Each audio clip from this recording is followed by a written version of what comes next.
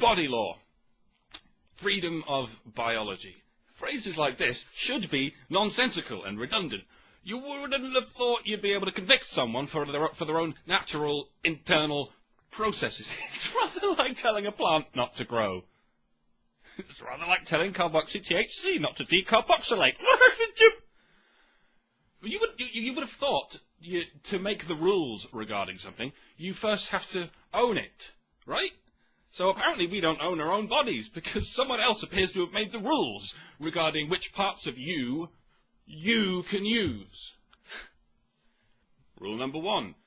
The urethral sphincter may not be relaxed at any time without permission. Rule number 2.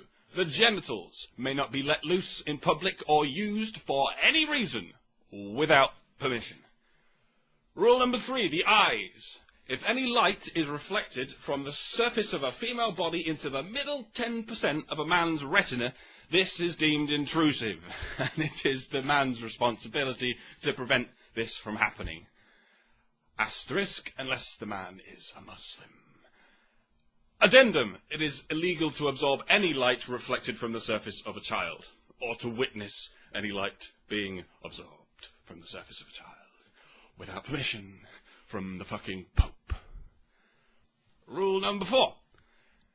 Your entire body will be confiscated if any forbidden molecules are found in or around it. You may own all the carbon, hydrogen and oxygen in the world, but if any of it is placed in this order, or any of these orders, you are deemed too evil to exist. Rule number 5, and this is my favourite one, the one we're going to talk about today. If, while your vocal cords are producing vibrations, your tongue purses against your teeth and then releases as the corners of your mouth are pinched up slightly, and then your soft palate closes and opens as the corners are unpinched, then an African will beat the shit out of you, while everyone else watches with righteous perversion. Because that sequence of oral events is forbidden, unless you also happen to be of African origin. That is, recent African origin. Preferably in the last 20,000 years, but it will be arbitrated by the administrator of the beating, naturally. Oh, but I'm quarter black. Oh, then you're black. Peace, brother. Only that exact sequence is banned, mind you. What about nig? It's fine, yeah. All right. What about ger? It's also fine. What about nigba? Oh, it's pronounced neighbour. Neighbour. The G is silent and not the B. For this very reason, actually. Okay. What about, niggard? Oh, technically should be okay because it's of an unrelated Scandinavian origin, but you might not be safe for using it in the company of Africans who are semi-literate. But no, you'll be fine. Wouldn't it be awesome to be black, though? It would, because I'd go around all day just calling everyone that word I'm not allowed to say because I'm white. Yo, what up, that word I'm not allowed to say because I'm white. That word I'm not allowed to say because I'm white, please. It'd be awesome just to see what it's like to have complete freedom of speech. To be able to use any word you like without breaking hate crime laws inadvertently. You see, no matter how good my vocabulary gets, and I'm told it's not bad, I could learn every word in every language ever conceived, and my vocabulary will always be stunted by one word. Come to think of it, I'm white. There's a whole litany of words I'm not allowed to say. Wop, spick, kike. I'm already in trouble, and there's just 3 different kinds of white people. You see, I had the misfortune of being born the same colour as a historical bunch of rich dickheads. The most successful historical bunch of rich dickheads. This disqualifies me from producing certain vocal sequences and drawing certain shapes. Look, if I enslaved anyone, I would be sorry as hell, and I'd be like, fine. But I didn't. I just woke up in this world. I just turned up, and now I'm being told I can't say these words because my colour isn't suitable. You don't know what it's like, is the maxim, is the motto. You don't know what it's like to be a victim of racism. And, well, you've got me there. I mean, I grew up exclusively around white townie kids. They tolerate everyone. I mean, yes, I know what aesthetic judgment is like, because I'm a bit weird looking. And I know what ostracism is like, because I'm a bit weird looking.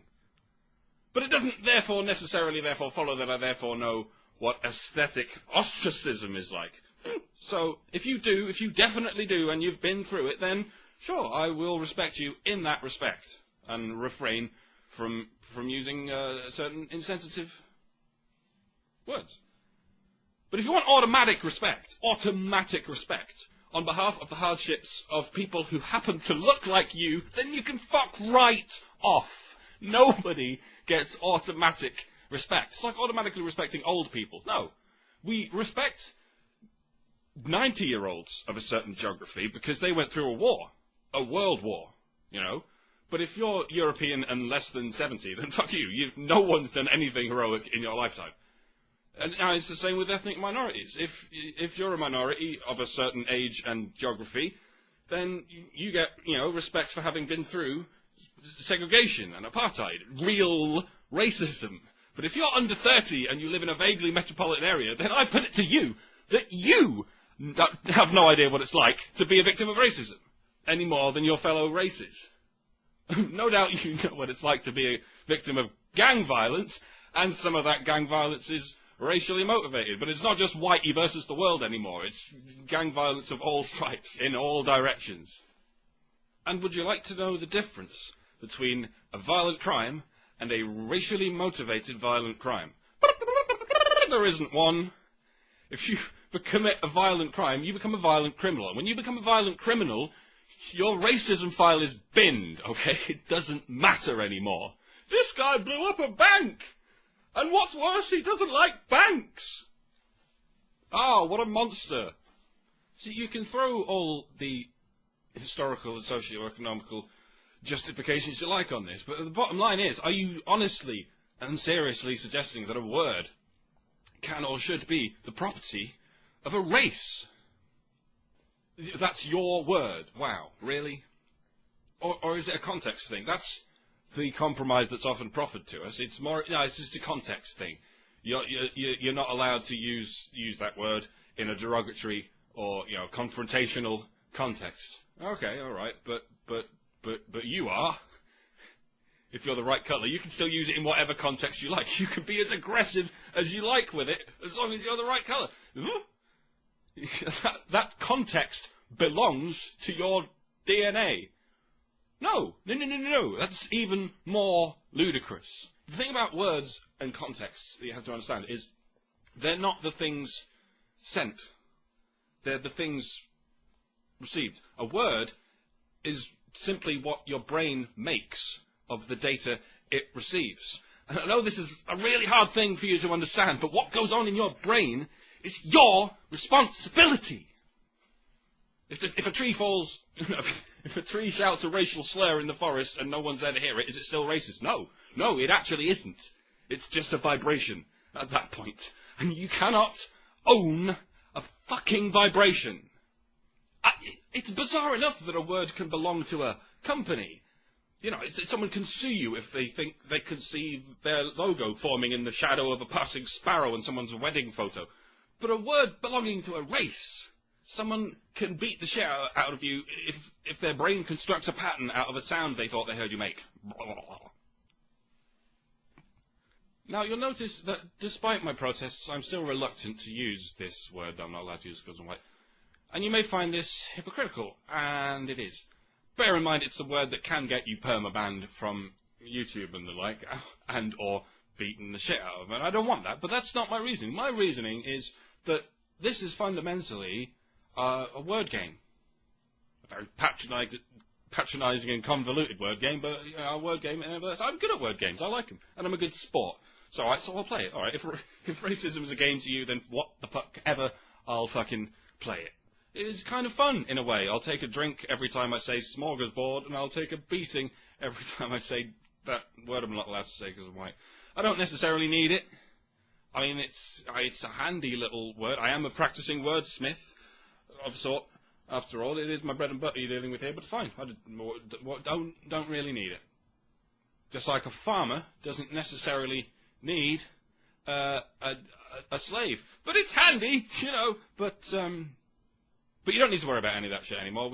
Slavery's outlawed, and rightly so. It's absurd and wrong to own a person.